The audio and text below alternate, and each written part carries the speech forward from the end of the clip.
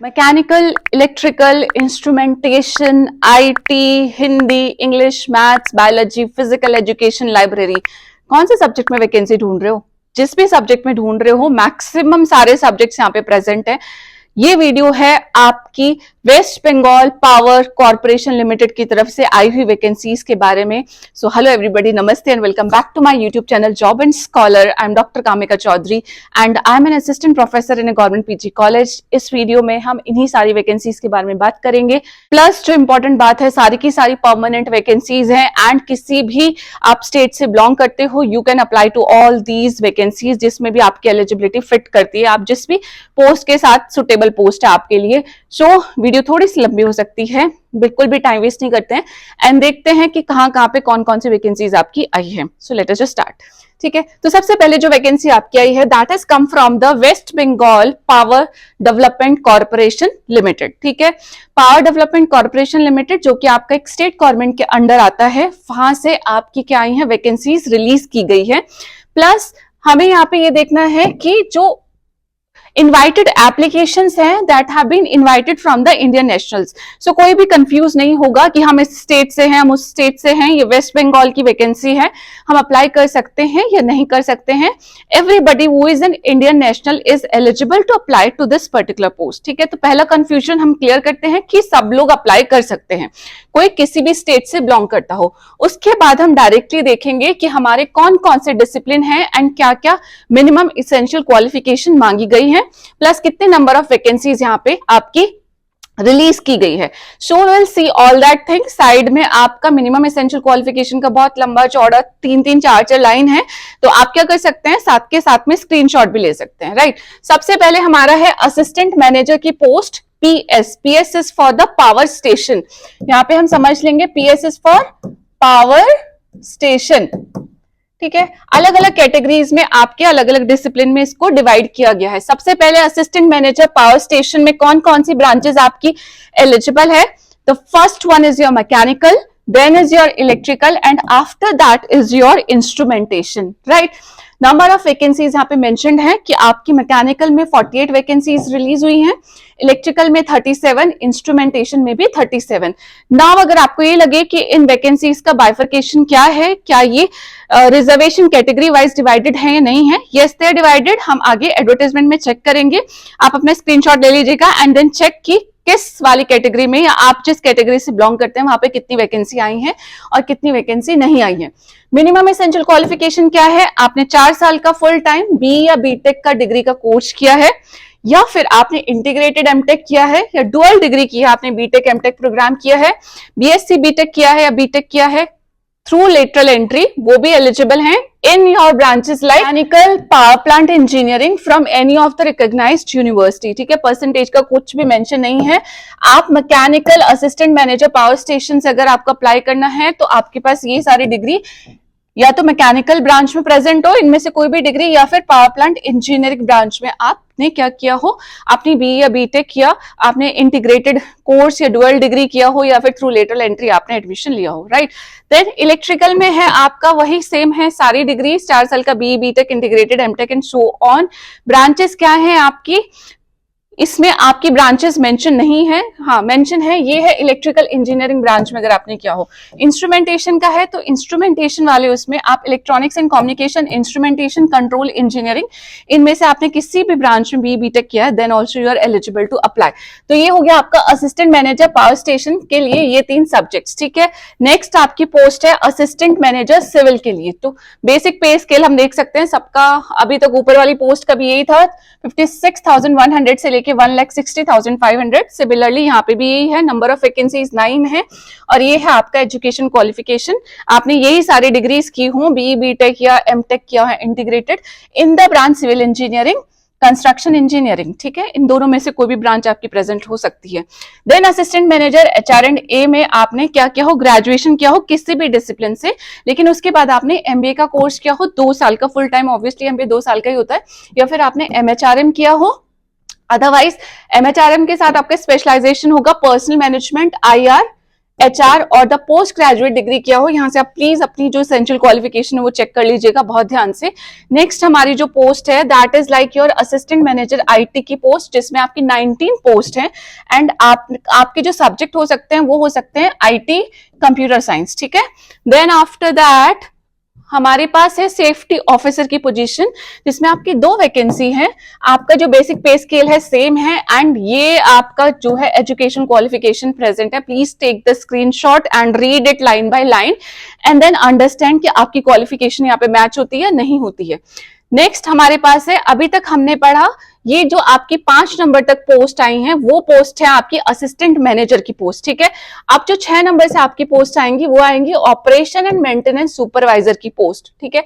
इसमें सबसे पहले आपका बेसिक पे 36,800 का होगा, ये पे स्केल यहाँ पे प्रेजेंट है, ठीक है। मैकेनिकल इलेक्ट्रिकल आपके 2 ब्रांचेस में इसमें आपकी वैकेंसीज आई हैं 14 and 6 एंड ये रहा आपका एजुकेशन क्वालिफिकेशन। अगर आपने डिप्लोमा भी किया है या डिप्लोमा थ्रू लेटरल एंट्री भी किया है मैकेनिकल में then also you are eligible to apply. Similarly आपका इलेक्ट्रिकल में। देन 7 नंबर पे हमारे पास क्या है, सब असिस्टेंट इंजीनियर सिविल की ही पोस्ट है। फुल टाइम डिप्लोमा या डिप्लोमा थ्रू लेटरल एंट्री आपने सिविल इंजीनियरिंग से किया हो, 18 पोस्ट यहाँ पे प्रेजेंट है। देन केमिस्ट प्रोबेशनर की आपके पास 25 पोस्ट प्रेजेंट है एंड इसमें आपका जो क्वालिफिकेशन है that is your BSc honours आपने किया है in chemistry from any university recognised by the UGC, right. Then draughtsman है आपका बेसिक पे इसमें 23,400 होगी, 2 वैकेंसी आई है एंड माध्यमिक और इक्विवेलेंट एग्जामिनेशन आपने पास किया हो। देन ऑफिस एग्जीक्यूटिव की पोस्ट है, 40 पोस्ट आई हैं एंड देन इसमें ग्रेजुएशन आपने किया हो with the 50% of the marks, ठीक है। यहाँ पे ऑनर्स नहीं प्रेजेंट है, आपने ग्रेजुएशन किया हो 50% ऑफ द मार्क्स और आपने ऑनर्स किया है इन एनी डिसिप्लिन। अगर ऑनर्स किया तो उस टाइम पे आपके मार्क्स का या परसेंटेज का कोई क्राइटेरिया नहीं है, ठीक है, आप यहाँ से देख सकते हैं। Then after that we will see कि हमारे पास ऑपरेटर या टेक्नीशियंस की पोस्ट है जो आपके फिटर एंड इलेक्ट्रीशियन होते हैं।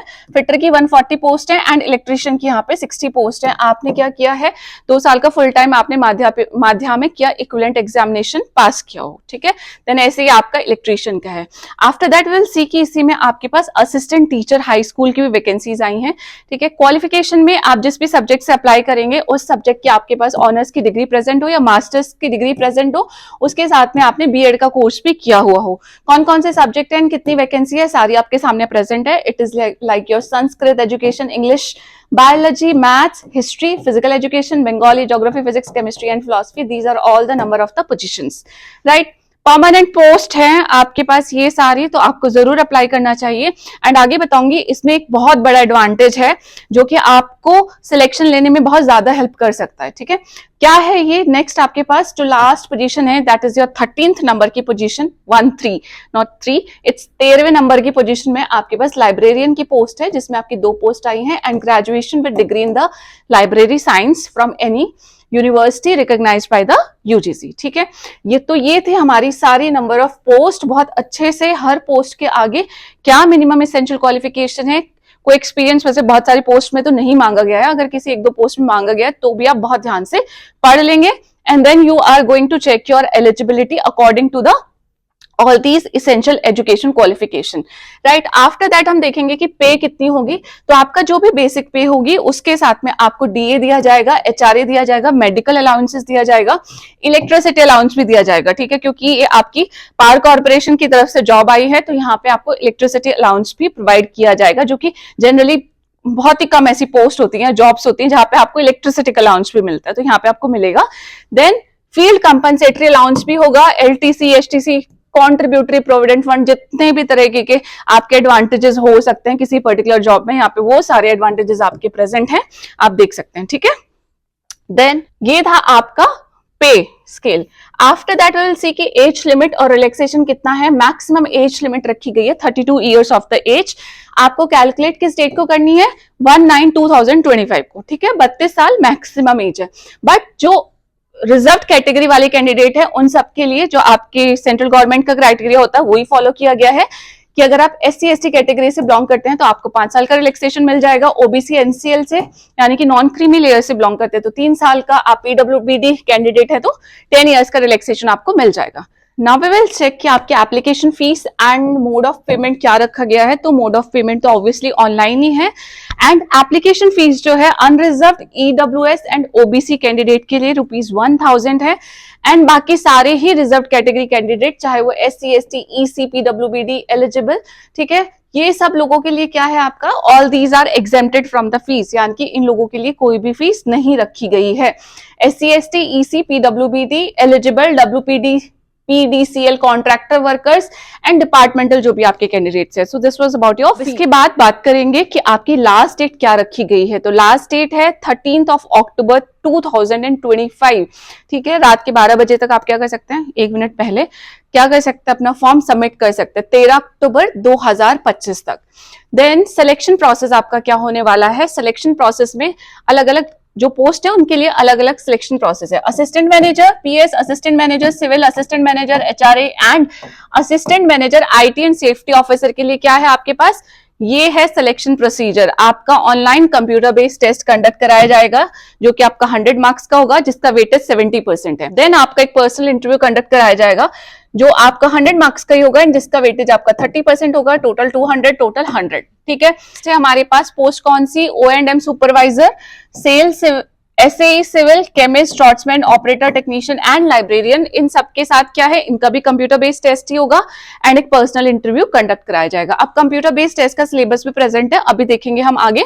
नेक्स्ट हमारे पास है कि जो लोग आपके ऑफिस एग्जीक्यूटिव वाले हैं उनका एक कंप्यूटर प्रोफिशिएंसी टेस्ट भी बीच में एक्स्ट्रा होगा, computer based test as it is होगा एंड पर्सनल इंटरव्यू आपका इसमें भी कंडक्ट कराया जाएगा, ठीक है। देन जितने भी असिस्टेंट टीचर के लिए अप्लाई कर रहे हैं उन लोगों को एक क्या देना पड़ेगा, क्लास डेमोन्स्ट्रेशन का टेस्ट भी देना पड़ेगा along with the computer based test and personal interview. Class demonstration मतलब आपको पढ़ा के दिखाना होगा कि आप कैसे पढ़ाते हैं, सारा वेटेज एंड मार्क्स यहाँ पे मेंशन आउट है। आफ्टर दैट CBT का स्ट्रक्चर क्या होगा, यानी कि कंप्यूटर बेस्ड टेस्ट का आपका स्ट्रक्चर क्या होगा, आपको जनरल एप्टीट्यूड की तैयारी करनी है जिसमें आपका English, quant, logical reasoning and the data interpretations are there, right. जिसके कितने क्वेश्चंस आएंगे, 20 क्वेश्चंस होंगे, नंबर ऑफ जिसमें मार्क्स 20 होंगे, नंबर ऑफ क्वेश्चंस 20 होंगे, राइट। देन आपका एक technical professional knowledge relevant to qualifying degree, जिस भी आप पर्टिकुलर सब्जेक्ट से अप्लाई कर रहे हैं वहां पे आपका टेक्निकल एग्जामिनेशन हो गया, प्रोफेशनल नॉलेज का एग्जामिनेशन होगा जिसमें आपके 70 आपके क्या आएंगे, क्वेश्चंस आएंगे, 70 ही मार्क्स के होंगे एंड 70 क्वेश्चंस होंगे, ठीक है। एंड लास्ट में आपका एक बंगाली या नेपाली लैंग्वेज का प्रोफिशिएंसी टेस्ट होगा जिसमें आपके सिर्फ 10 क्वेश्चंस आएंगे जो क्वालिफाइंग नेचर का है, जिसमें से आपको सिर्फ 4 क्वेश्चन ठीक करने हैं। अगर आपने 10 में से 4 क्वेश्चन ठीक कर दिए हैं तो आप इसमें क्या हो जाएंगे, क्वालिफाई हो जाएंगे। 10 नंबर का ही होगा, 10 ही क्वेश्चन होंगे। टोटल ड्यूरेशन कितनी है, 120 मिनट। एंड जो सबसे खास बात यहाँ पे है वो ये है कि यहाँ पे आपकी कोई भी नेगेटिव मार्किंग नहीं है, ठीक है। तो इन केस आप थोड़ा सा कंफ्यूज हैं किसी भी क्वेश्चन के आंसर में, आप दो जो ऑप्शंस हैं आपको लगता है कि मतलब एक में ज्यादा प्रोबेबिलिटी लगती है पर दूसरे की भी ठीक ठीक प्रोबेबिलिटी लगती है, उस केस में आप क्या कर सकते हैं, you can go for the flukes also, आप तुक्का मार सकते हैं, ठीक है, जिसमें आपको ज्यादा प्रोबेबिलिटी लगती है उस आंसर के लिए, because there is no negative marking, right. Normalisation इसमें अप्लाई किया जाएगा एंड ये आपका पूरा प्रोसेस होगा। देन एप्लीकेशन रजिस्ट्रेशन प्रोसेस है, आपको ऑनलाइन एप्लीकेशन फिल करनी है। लास्ट डेट बता दी है 13 अक्टूबर। ये नंबर ऑफ वैकेंसीज हैं जिसमें बहुत अलग अलग तरीके की वैकेंसीज है, असिस्टेंट मैनेजर से लेकर draughtsman, fitter, everything and plus the assistant teacher also. तो ध्यान से पूरा आपको क्या करना है, पूरा का पूरा एडवर्टाइजमेंट बहुत ध्यान से पढ़ना है एंड अपनी क्वालिफिकेशन, अपना एज क्राइटेरिया, कहीं पे आप रिलैक्सेशन एज का ले रहे हैं नहीं ले रहे हैं, वो सब चीजें चेक कर लेनी है, ठीक है। फीस पता चल गई है 1000 रुपए अगर आप अनरिजर्व कैटेगरी से हैं एंड किसी रिजर्व कैटेगरी से हैं तो आपको कोई फीस पे नहीं करनी है। प्लस जो जॉब होगी बहुत अच्छी जॉब है, पे स्केल आपने सारा देख लिया है, पे स्केल देख के आपको समझ आ जाना चाहिए एंड जो एक्स्ट्रा अलाउंसेस हैं वो तो है ही। So this was about this particular job. इसमें आपको कोई भी कंफ्यूजन होता है, कोई भी क्वेरी होती है, हमेशा की तरह आप मुझे कमेंट कर सकते हैं एंड हमेशा की तरह ही मैं मैक्सिमम कमेंट के आपके आंसर करती हूँ। टिल देन अब नई वीडियो में मिलती हूँ, हो सकता है कल मिलूं या कल के बाद परसों भी मिल सकती हूँ। अपना ध्यान रखिएगा। जय हिंद, नमस्ते, बाय बाय।